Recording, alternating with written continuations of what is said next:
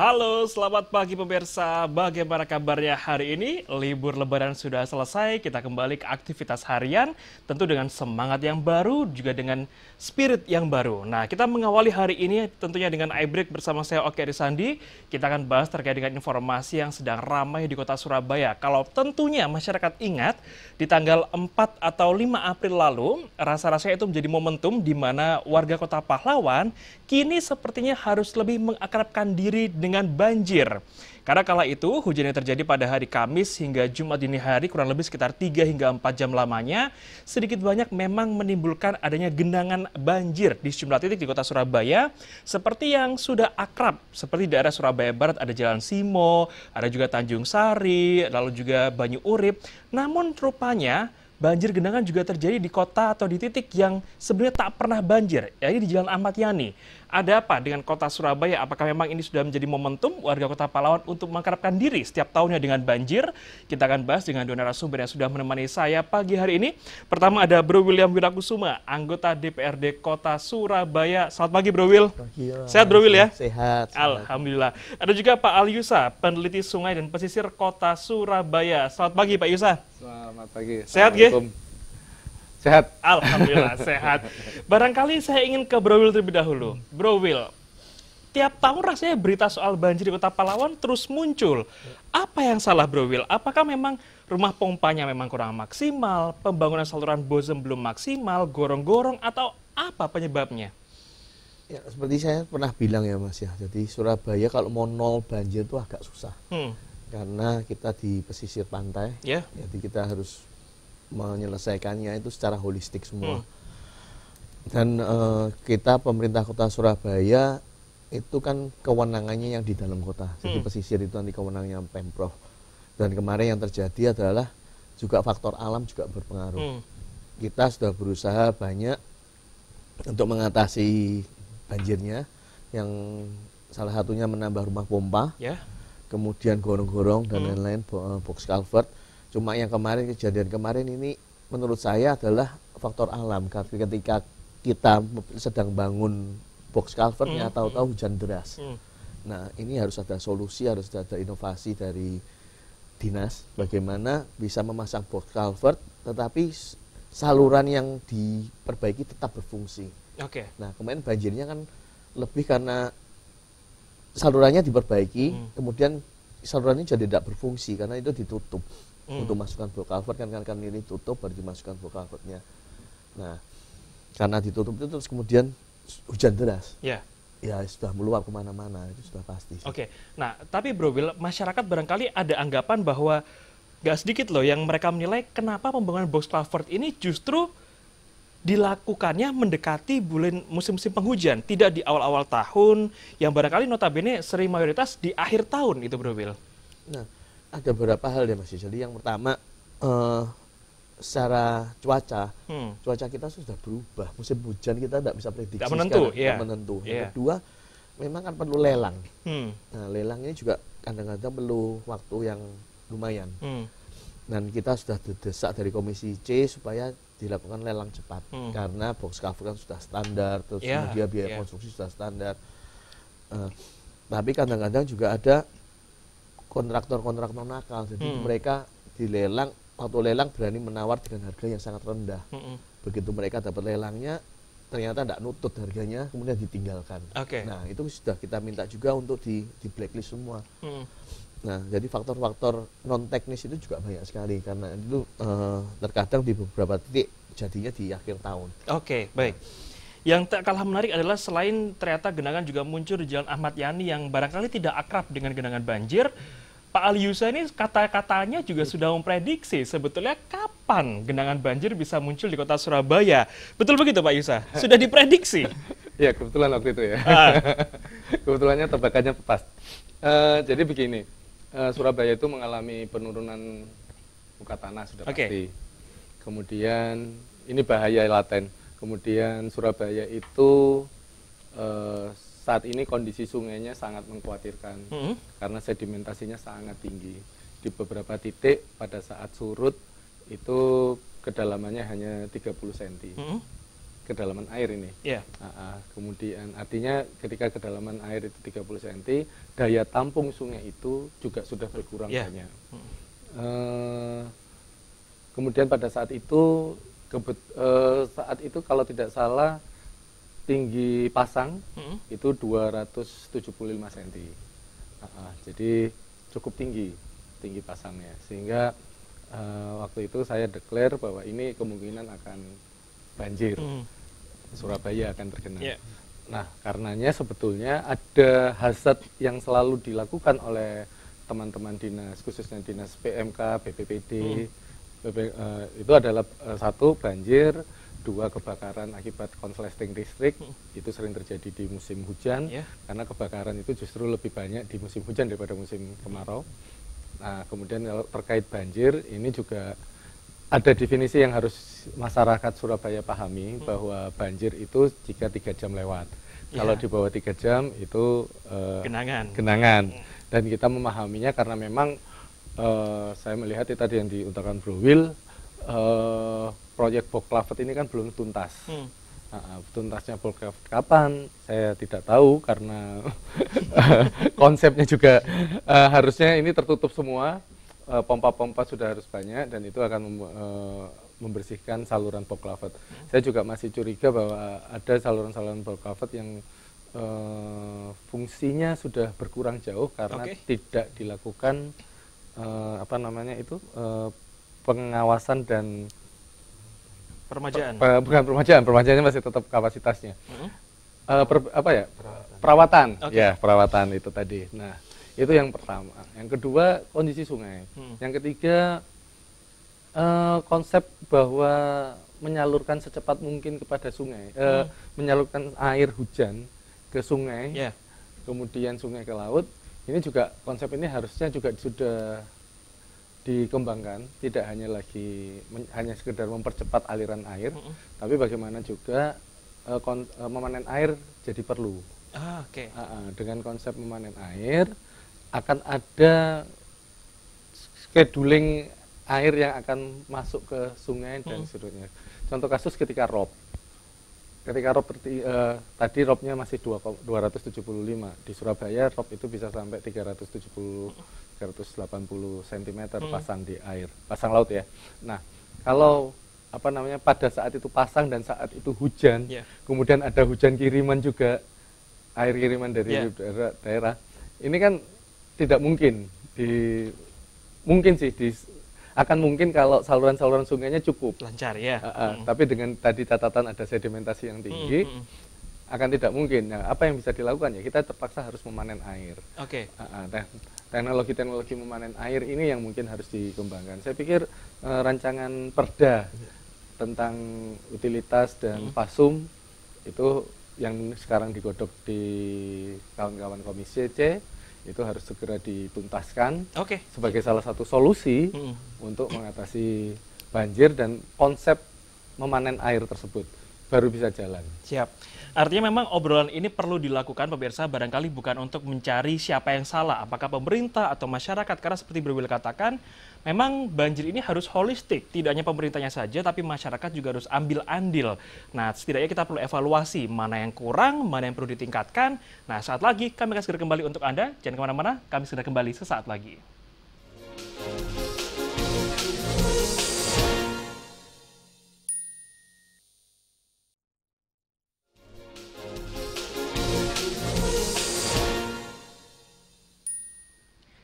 Anda kembali bersama kami di iBreak pemirsa. Terakhir banjir yang terjadi di Kota Pahlawan pada tanggal 4 hingga 5 April 2024 kemarin bahkan membuat Dinas Kebakaran Kota Surabaya harus mengerahkan seluruh armadanya. Total ada 40 unit mobil damkar dikerahkan ke sejumlah titik banjir di Kota Surabaya untuk melakukan penyedotan agar banjir atau genangan tersebut bisa segera terurai. Nah, tadi kita bicara bahwa harus ada evaluasi. Apakah pemerintah Kota Surabaya yang belum sigap atau masyarakat Kota Surabaya yang masih acuh? Karena sedimentasi ini tadi dikatakan oleh Pak Yusa terjadi hingga 30 cm. Nah, ini artinya apakah karena endapan sungainya atau karena sampahnya yang menumpuk? Saya ingin ke Bro Will terlebih dahulu. Bro Will, pemerintah Kota Surabaya dan juga masyarakat Kota Surabaya, apakah memang sudah sama-sama berupaya semaksimal mungkin untuk mencegah adanya genangan atau bahkan banjir di Kota Pahlawan? Kalau menurut saya sih harus lebih lagi ya, karena memang kemarin kita juga banyak temui, seperti tadi Mas Yusa juga ngomong, Mas Ali Yusa, perawatan yang box culvertnya ini masih kurang juga. Begitu kita buka ternyata sedimennya tinggi dan juga sampahnya juga banyak. Nah ini juga harus menjadi evaluasi dari kami, dari pemerintah kota juga, supaya perawatannya dilakukan rutin, terutama di musim kemarau, dan harus ada kerjasama juga dengan kabupaten sebelah. Contohnya kalau Surabaya itu kan selalu ada sungai-sungai di perbatasan. Itu kalau kita mau bersihkan, bingung kewenangannya siapa. Surabaya mau bersihkan katanya tidak boleh, kewenangannya yang kabupaten sebelah. Jadi harus ada kerjasama antara Surabaya, Sidoarjo dan juga Balai Besar Sungai. Karena biasanya sungai perbatasan ini yang malah sedimennya tinggi banyak. Onceng Gondok sedimennya tinggi gitu. Itu juga jadi salah satu masalah juga. Kemudian untuk masyarakat juga, kita sebenarnya Kota Surabaya sudah ada program Surabaya Bergerak. Nah ini harus perlu disosialisasikan lagi. Surabaya Bergerak ini seperti kerja bakti, Mas. Jadi bisa menjadwalkan kerja bakti gitu. Nanti dinas PU akan ngambil sedimennya. Nanti dapat juga, bisa dapat gelangsing juga dari pemerintah kota. Jadi bisa bersih-bersih bersama.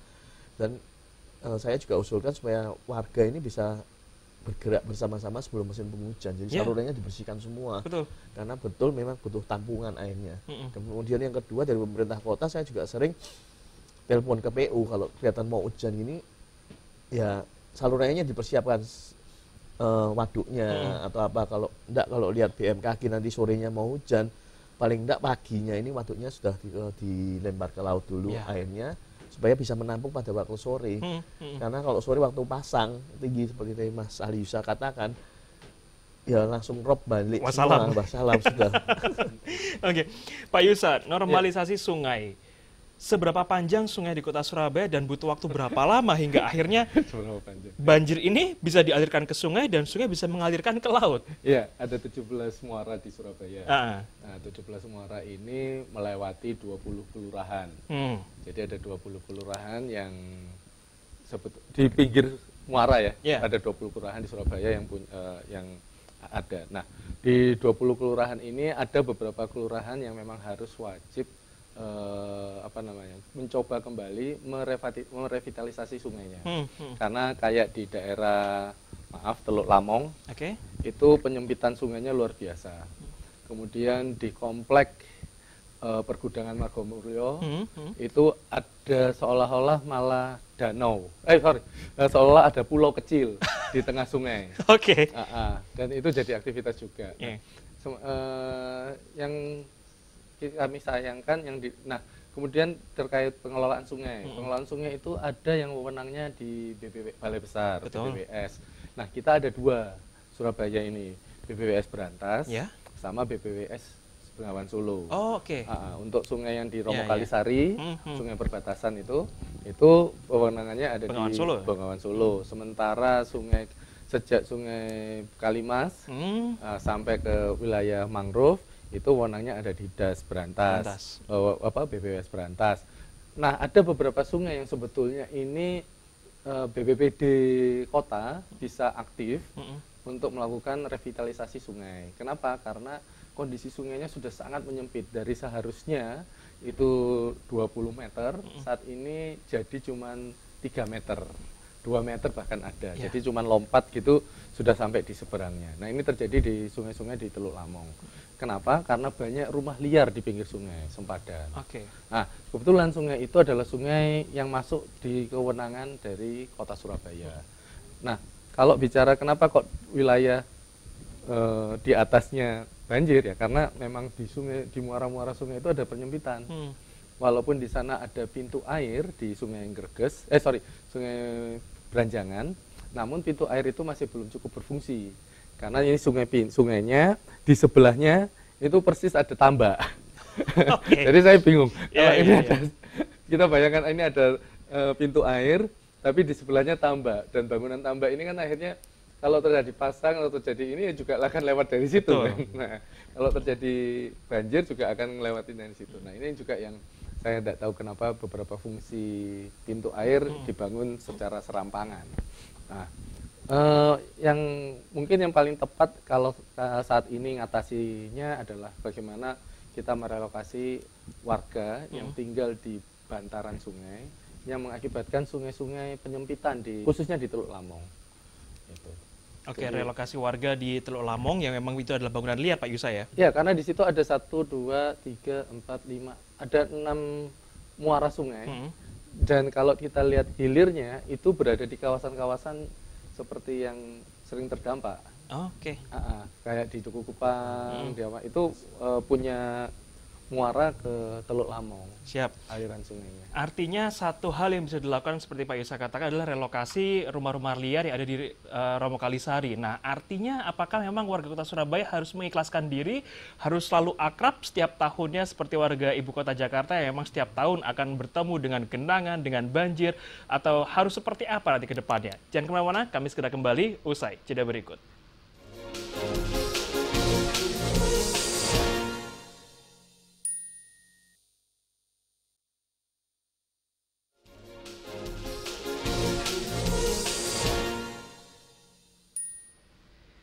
Terima kasih pemirsa, Anda masih bersama kami di iBreak. Kita bahas terkait dengan bagaimana banjir dan juga genangan masih muncul di Kota Pahlawan. Kalau tadi soal box culvert yang juga memang pembangunannya masih belum rampung dan juga untuk perawatan juga masih perlu banyak dilakukan, bahkan rumah pompa. Bahkan Pak Ali Yusuf juga tadi mengatakan pintu-pintu air juga banyak yang dibangun secara serampangan hingga akhirnya satu mungkin hal yang bisa dilakukan adalah merelokasi warga yang tinggal di sekitar bantaran sungai secara liar ada di Surabaya Romo Kalisari. Nah, apakah artinya memang kini warga Kota Pahlawan nanti ke depannya harus terus ikhlas bersahabat dengan banjir dan juga genangan? Pak Liusa, memang harus demikiankah atau bagaimana? Surabaya itu disebut Amsterdamnya Asia karena keunggulan teknologi dalam mengatur air. Ya, terkait bahaya hazard banjir. Nah, kalau sampai sekarang ini banjir, berarti ada yang salah dengan kota ini dalam pengelolaan. Karena sebetulnya kanal-kanal dan lain sebagainya sudah dipersiapkan sangat luar biasa.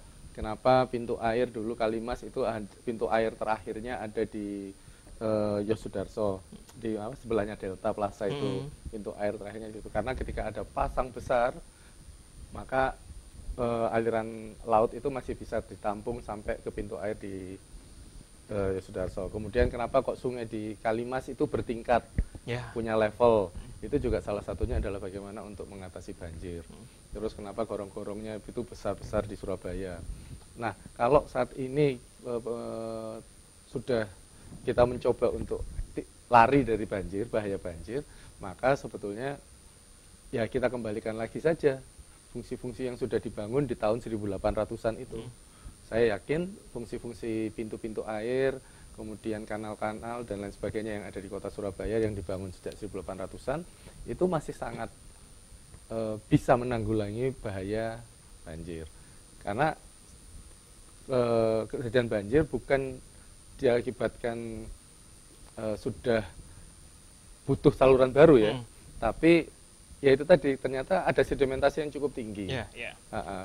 Rata-rata ketika surut di sungai di dekat mana itu sungai di Kali Semut stasiun Semut itu dalamnya hanya 30 cm airnya, keberadaan airnya, padahal di sana ketika surut harusnya bisa 2 meter. Saya waktu kecil di sana 1,5 meter 2 meter bisa dapat. Terus metode-metode bagaimana melakukan revitalisasi kedalaman dan penampungan volume sungai ini juga bisa dimaksimalkan karena daya tampung sungai di Surabaya sudah cukup rendah. Ya, siap. Bro Will, satu hal juga yang tidak kalah menarik adalah ketika kita saat ini hidup di era sosial media, ketika warga berusaha meng-up video-video saat terjadi banjir entah di Duku Kupang atau di daerah Surabaya Barat, kalau kita lihat di halaman komentarnya, yang paling sering muncul adalah dengan bagaimana para netizen ini berusaha membanding-bandingkan antara pemimpin kota Surabaya sekarang dengan sebelumnya. Nah, Dari kacamata Anda, apakah memang sebegitu berbedanya penanganan banjir antara wali kota sekarang dengan wali kota sebelumnya? Sebenarnya enggak beda jauh ya. Jadi wali kota sekarang kan melanjutkan apa yang sudah dikerjakan Bu Risma dulu. Betul. Ya, mungkin cuma pas timingnya aja, cuacanya, alamnya juga. Tapi juga mungkin perawatannya berbeda. Kalau Bu Risma kan benar seorang ibu yang benar-benar perawatannya merawat dengan baik, kebersihannya dan lain-lain. Entah apa yang terjadi sekarang kok berkurang itu untuk perawatannya. Nah, itu yang harus dikerjakan juga lagi. Tapi untuk rencana yang sudah direncanakan Bu Risma juga sudah dilakukan lagi, dilanjutkan dengan Mas Eri. Misalnya penambahan rumah pompa. Kita sekarang sudah punya 75 rumah pompa. Tahun ini bangun 7 lagi yang sudah diresmikan kemarin awal tahun ada 2. Tapi rumah pompa itu kan cuma untuk mempercepat ke laut. Iya, betul. Laut. Nah, tapi kita kan butuh kapasitasnya juga gitu loh. Itu tadi yang seperti Mas Ali Yusa sampaikan juga, kita dari Komisi C sudah membahas perda tentang PSU, sarana dan utilitas. Sebenarnya kita sudah selesai dibahas di tingkat DPRD kota, sekarang sedang di tingkat provinsi untuk diselaraskan. Nah, ini belum kembali dan kita sedang minta ke bidang hukum, bagian hukum untuk bilang ke provinsi supaya segera cepat disesuaikan juga supaya bisa kembali dan bisa disahkan perda ini. Iya. Yang paling penting adalah segera direalisasikan.